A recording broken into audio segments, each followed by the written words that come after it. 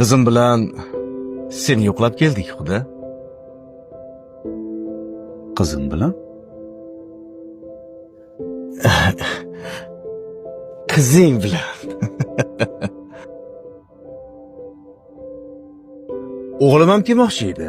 Juda zarur ishi bor ekan, kelolmadi. O'g'lim? Kuyovingizda dada? Nega? Meni qizim, seni qizing. Ha?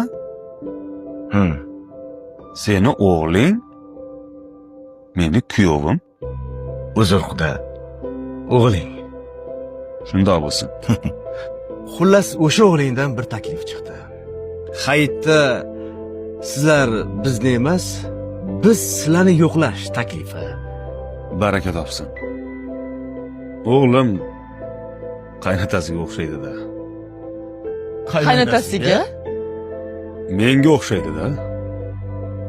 Xudo, sen boy odamsan.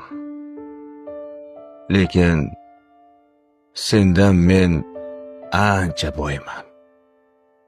Chunki sen eng katta boyligingni bizga bergansan.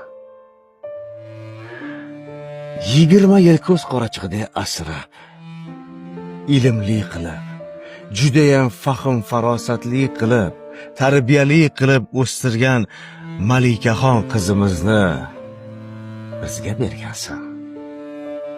Buning uchun biz senga butun umr hadiyalar berishga, kerak bo'lsa, qulluq qilishga tayyormiz.